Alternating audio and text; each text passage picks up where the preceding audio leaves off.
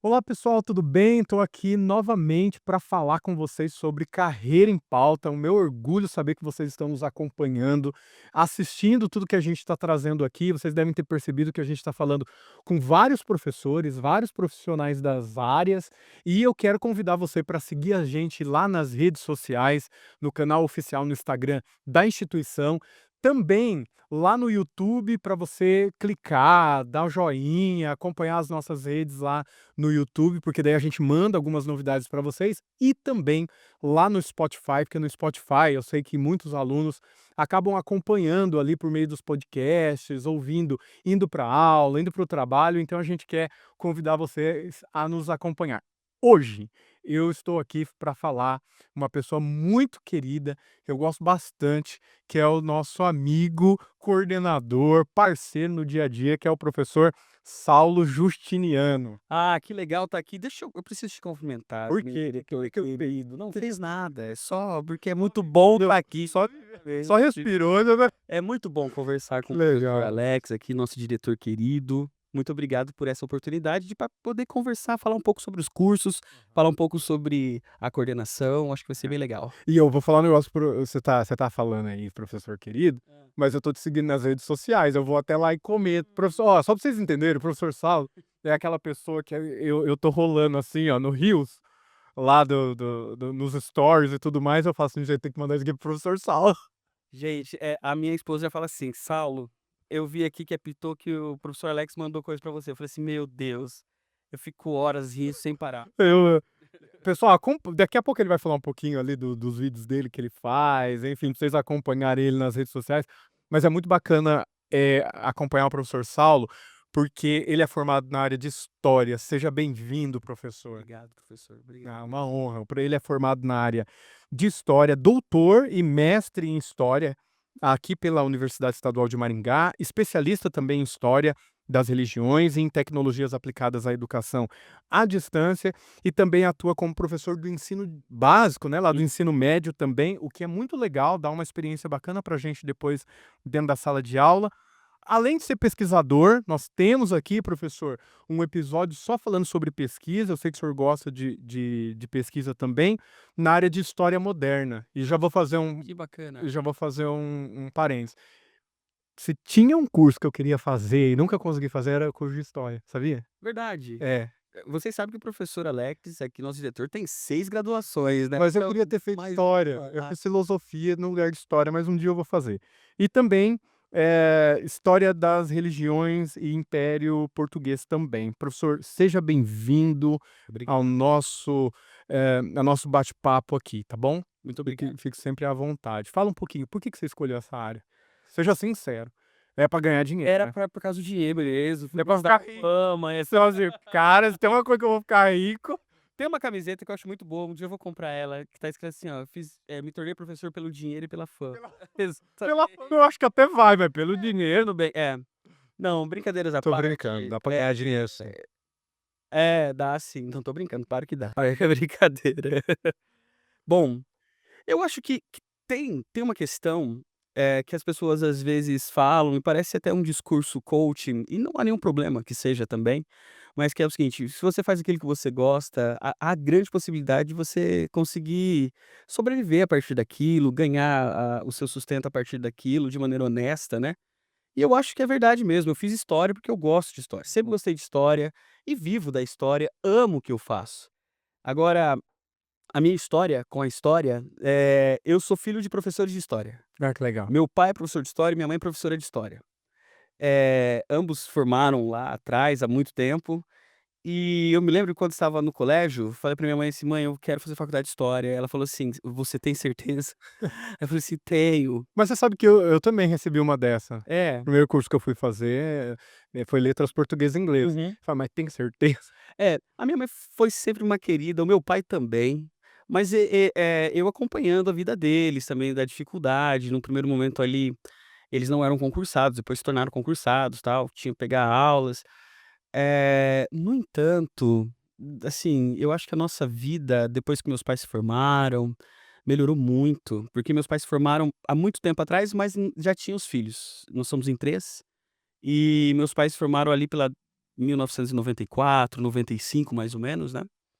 E isso foi tão bom pra nós, assim, a educação mudou a nossa vida enquanto família Uhum. mesmo, sabe. E eu vi isso Que acontecendo. legal. Então, eu acho que começa por aí. Sempre gostei muito de história, sempre gostei muito de ler, sempre gostei muito, de desenhos de história. Eu me lembro que eu gostava bastante de um mangá chamado Cavaleiros do Zodíaco, não sei se Opa, você quem não lembra. gosta? É, Pelo amor de Deus. e eu Falar aqui eu vou chorar. eu gostava muito. E lá em casa todos gostam de história. Minha irmã mais velha é administradora, meu irmão, ele é engenheiro e também matemático, fez mestrado em engenharia mecânica. Que legal. E também gosta muito de história. Então lá em casa esse ambiente da história é muito presente, Hum. assim. História, religião, muito, muito presente mesmo, cultura de maneira geral. E então acho que eu fui o único que decidiu seguir mesmo o caminho dos meus pais. Sempre gostei da área, fui me interessando ao longo do ensino médio, assim, de maneira mais precisa mesmo de decisão, e foi isso então. Ó, eu gosto de história, e eu também comecei a gostar também da área, na época do ensino médio. É. Eu lembro que eu tinha uma professora que ensinava sobre a mumificação, Ah, muito bom. sabe, aquela parte do Sei, egiciário. Eu sei. ficava ninguém faltava na aula da mulher, porque ela era fantástica, assim, todo mundo queria entender e queria ver daquela época, daqueles livros didáticos que vinha todo coloridinho, assim, acho que ainda é assim. Ainda é assim, eu acho legal esse negócio da mumificação, porque meus alunos também adoram, né, porque você sabe que tirava todos os órgãos do Sim, corpo, era né, pelo nariz, não era não? e o cérebro era pelo nariz, aí fala assim, né, coloca Não uma é? pinça lá e puxava pela É. "Como assim professor?" É. Mas é A maravilhoso. no a gente gostava muito disso aí. E daí, assim, você atua tanto no ensino básico, né, de base, quanto também no ensino superior, além de desenvolver também na a parte da pesquisa, né. Sim. Como que é conciliar essa atividade? Porque é bem diferente, né, pesquisar, ser professor do ensino de base, ser professor de graduação. Como que é conciliar tudo isso? Certamente existem muitos desafios, no entanto, é muito gostoso. Cada um tem o seu desafio, cada um tem cada área tem as suas especificidades, mas na educação básica nós estamos em contato com o descobrir, o aluno está descobrindo, a descoberta mesmo, o aluno está iniciando um processo de saber o que gosta. Eu enquanto professor da área das ciências humanas, de história, também trabalho com sociologia, ciências sociais e também com filosofia, que eu também tenho uma formação em Legal. filosofia. Eh, eu sempre faço com que o aluno chegue às suas próprias conclusões. Eu não estou ali para doutrinar ninguém, Uhum. absolutamente ninguém. Então, acho que fazer o aluno chegar às conclusões dele, isso para mim é muito, gratificante, eu diria. Então, acho que a educação básica nos traz isso, a descoberta dos alunos, você vai conduzindo mesmo, conduzindo pelo caminho. Agora, essa ideia, a educação superior também é maravilhosa, no entanto, você está lidando já com pessoas que já têm uma certa formação enquanto Opinião. vida, opinião, exatamente. E também é bom, é um outro desafio, porque agora você vai tratar de coisas muito específicas da área, né. Por exemplo, aqui na instituição, no ensino presencial, eu trabalho no curso de administração.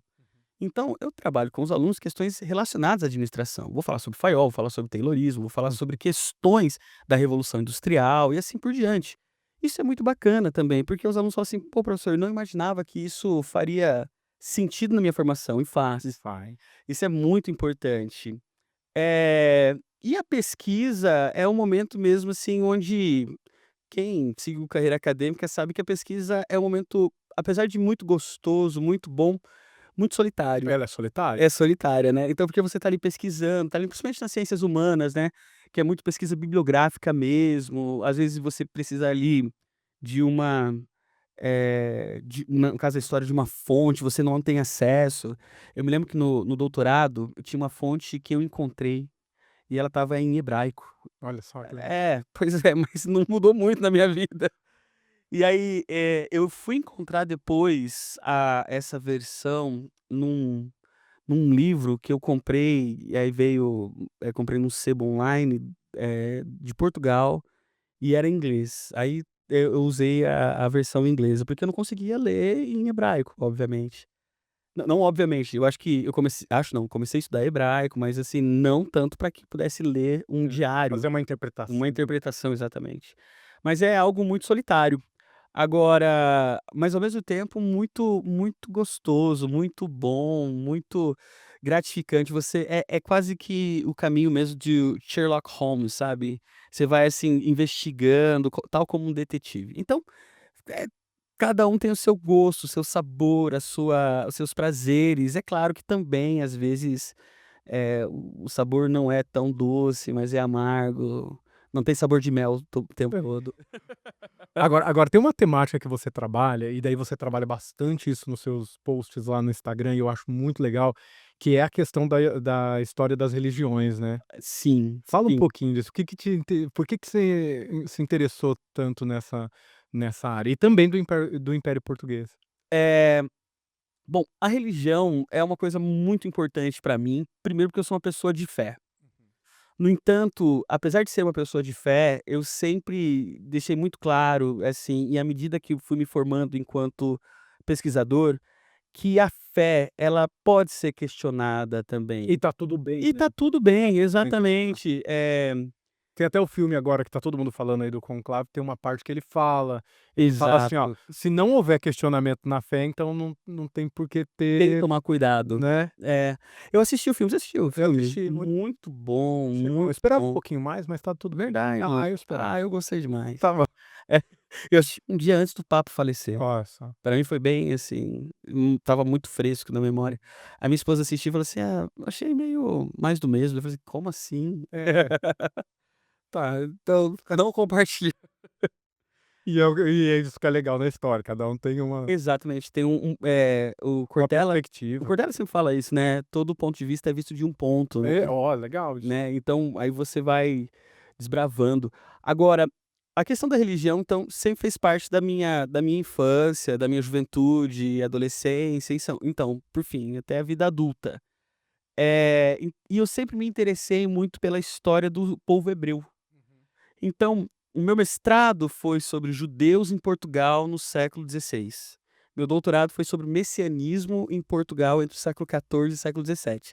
Na pesquisa acadêmica, a gente acaba se afunilando bastante, né? Então, a gente estuda pontos específicos da história. E, e eu sempre gostei muito, então, dessa temática, sempre li muito sobre isso. Eu fiz uma pós-graduação, uma especialização de 2 anos em História das Religiões, com professores não religiosos, o que é muito interessante, porque todos os meus professores eram ateus, mas eles trabalhavam com religião, entendendo a religião como um fato social, Sim, sim. como algo. E é, né. E é, exatamente. O Marcel Mauss tem uma frase, que é um grande sociólogo, ele diz que não existe Nenhuma Não nenhum povo no mundo que não eu tenha nenhum tipo de manifestação religiosa. ou de crença, ele fala, né. Exatamente, Crer em alguma coisa, pode crer numa árvore, mas que queira exata crer. acredita em alguma É. coisa. Não acreditar é um exercício pós-iluminista, é o exercício da racionalidade. Então acreditar é algo inerente ao ser humano, É. assim como contestar, também. Então, eu acho isso muito legal, muito bacana mesmo. E então por isso que eu acabei me envolvendo com essa temática da religião. Então eu trabalho hoje com religiões e religiosidades, e aí nesse caso eu trabalho com religiões e religiosidade africanas, trabalho com religiões e religiosidades, orientais, religiões e religiosidades ocidentais, e com cristianismo, protestantismo, catolicismo e assim por diante. Inclusive a gente tem curso sobre isso aqui, né. Eu acho importante dizer isso, nós temos curso aqui no UniCV de Ciências da Religião, o nosso Legal. curso ele é nota 5 no MEC. Nosso curso é o primeiro curso nota 5 no MEC do Do Brasil. Brasil. É só para deixar bem claro isso, que é um orgulho que nós temos aqui. Nós temos um laboratório de estudos em religiões e religiosidades, onde nós estudamos a cada 15 dias um tema relacionado ou alguma religião. Então nós já estudamos, por exemplo, já estudamos desde religiões afro-brasileiras, cultos indígenas, nós já estudamos até o ateísmo. Foi muito interessante ter essa aula sobre ateísmo no nosso laboratório, porque o aluno ele não consegue muitas vezes compreender o ponto de vista do ateu, que é muito importante também. Claro. Inclusive nós temos uma aula, no curso, que é muito bacana mesmo, que foi uma que é uma aula estudando todas as religiões, bom, todas as manifestações religiosas não dá para estudar, mas todos os modelos religiosos até chegar no nosso tempo. Passando inclusive pelo e aí é estranho falar isso, né, mas a gente estudou satanismo também, mas entendendo a perspectiva e o que vem a ser isso, entendeu? Que não é de fato uma religião, é muito mais uma pirotecnia cinematográfica, mas é mesmo assim é muito interessante. Interessante, porque não deixa de ser uma manifestação, né, você Não estava deixa falando de de ser uma manifestação. manifestação, exatamente. Agora, o professor ele é coordenador também do curso de História no EAD, né, aqui do UniCV. Qual o principal desafio, assim, se bem que o curso propriamente de História, ele já é um pouco muito de leitura sozinho, nã mas, quais são as motivações para uma pessoa fazer o curso de História, se desenvolver numa formação de qualidade, fazendo uma educação à distância?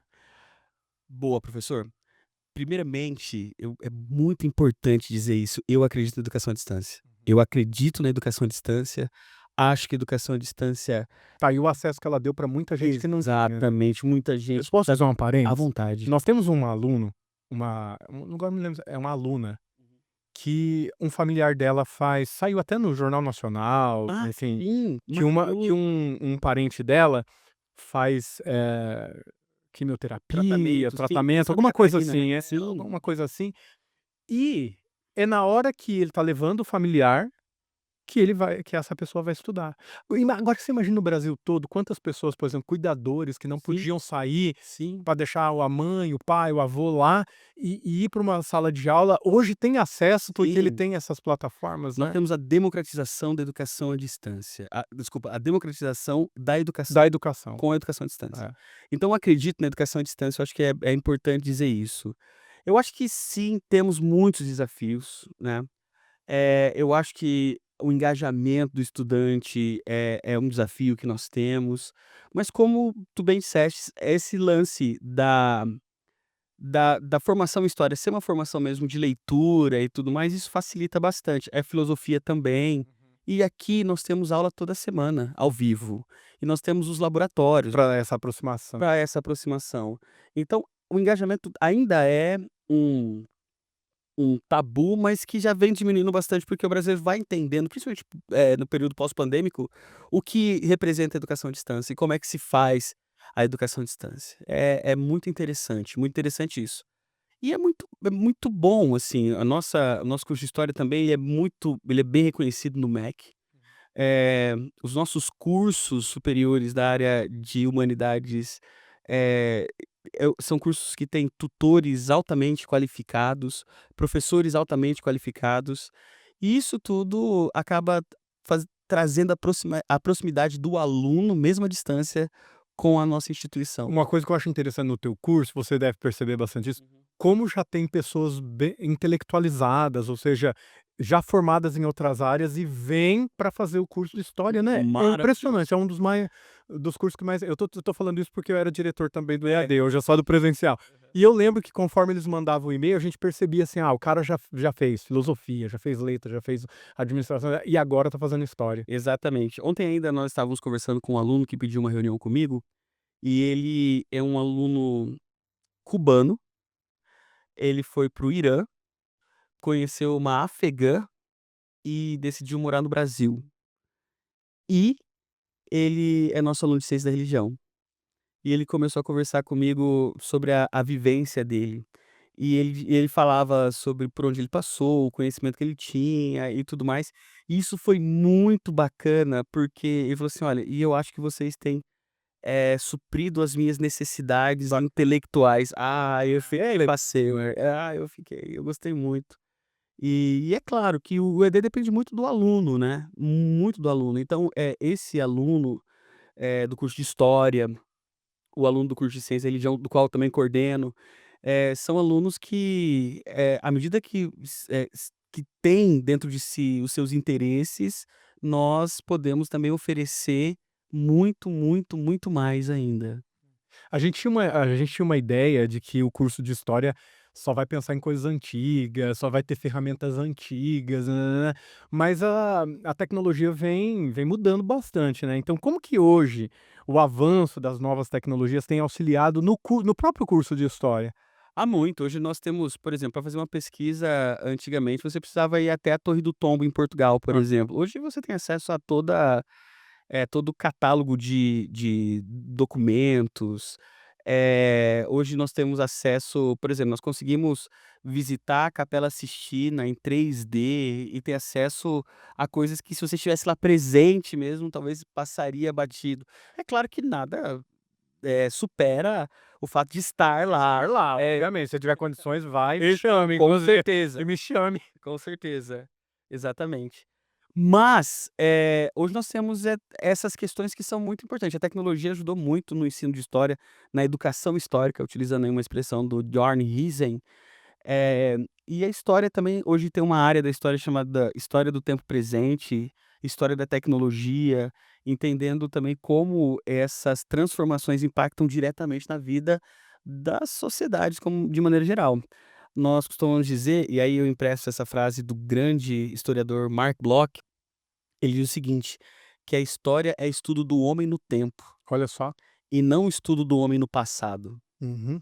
Então é o homem, e aí, obviamente, você está escrevendo na década de 20, mas homem, mulher, humanidade, né, no tempo e no espaço. Isso é história. Então nós estudamos história do presente, história do passado, sim.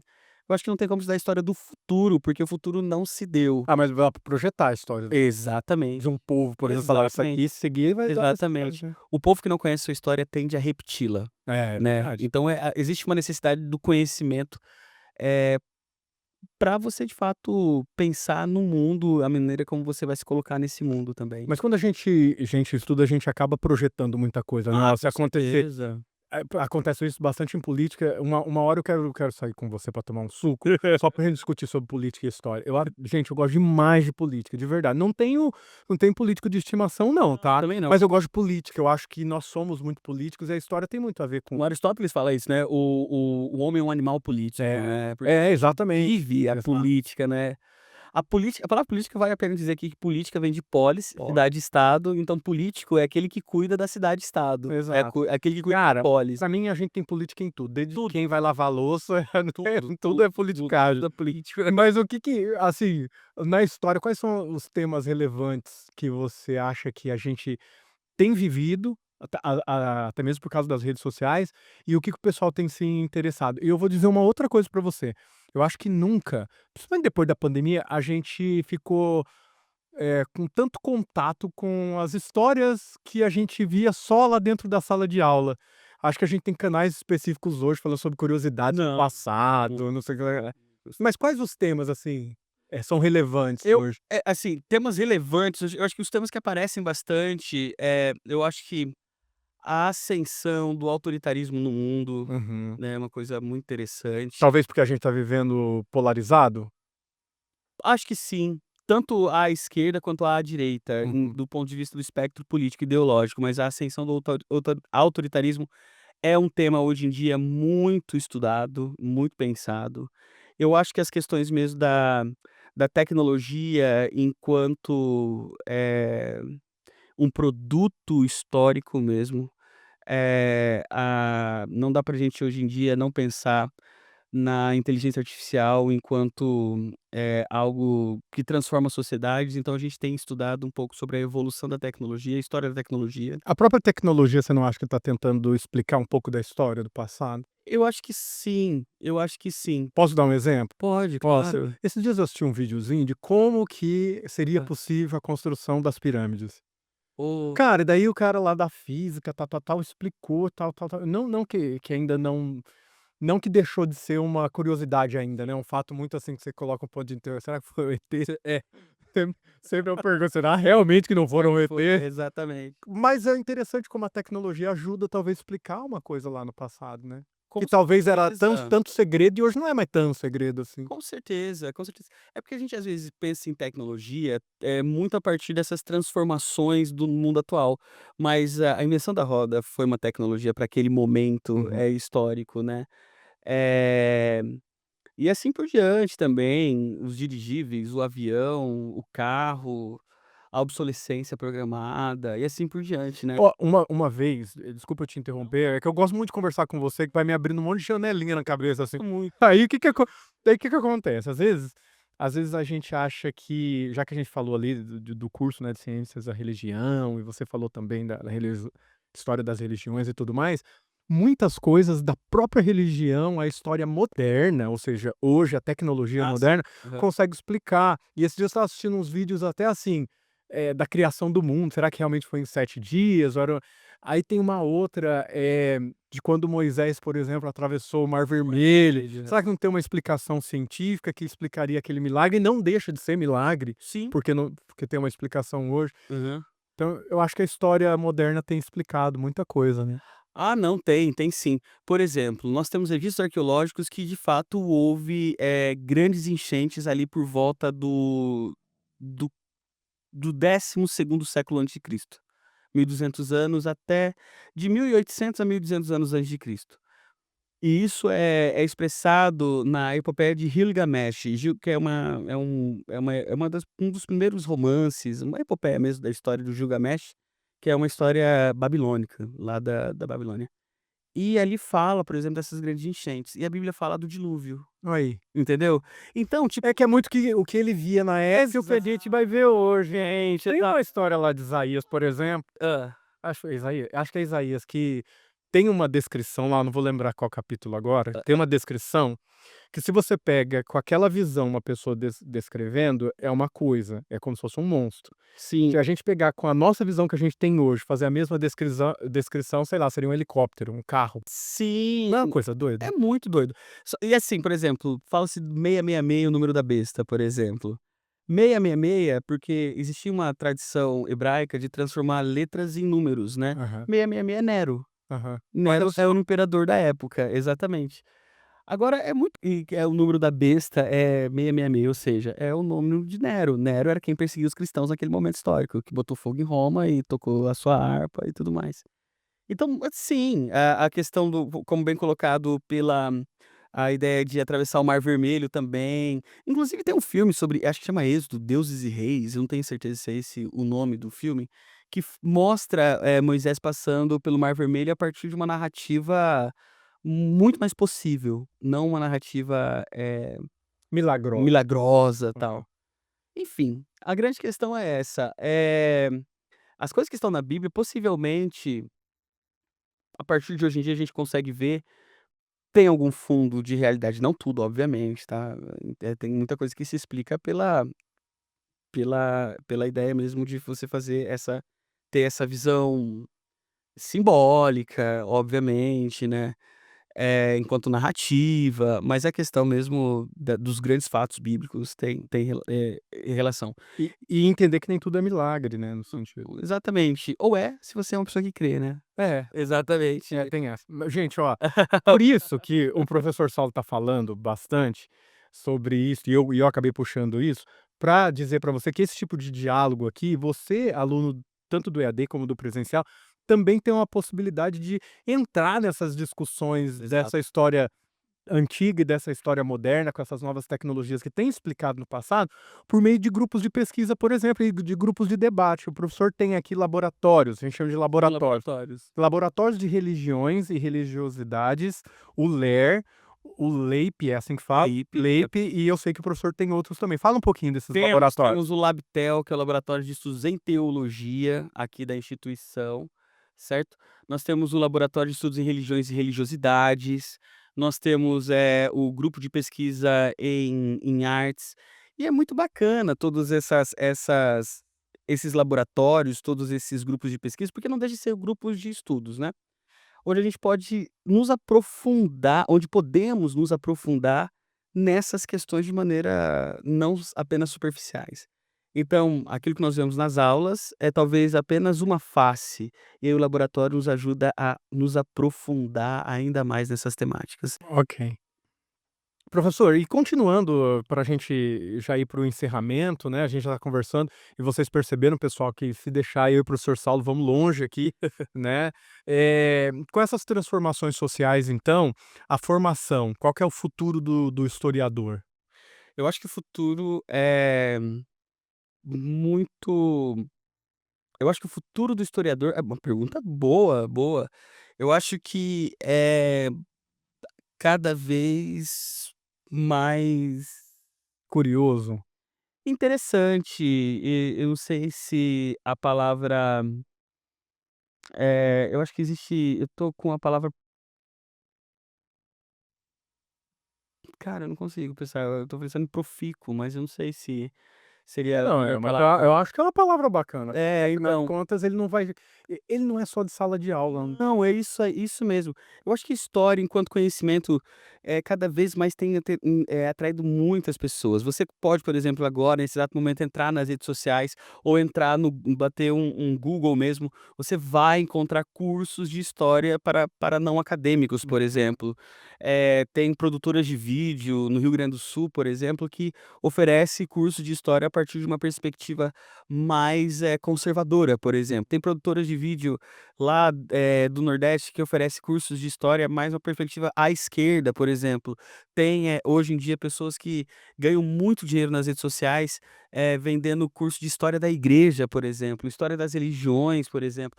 Então, cara, tem muita coisa. História eu acho que nunca foi tão procurado como agora, entendeu? É muito procurado mesmo. Então, o futuro primeiro, a grande questão que, tipo, a educação sempre vai precisar de professores de história. Uhum. Entendeu? E nós estamos vivendo agora um apagão de professores no Brasil, e nós precisamos reverter esse quadro.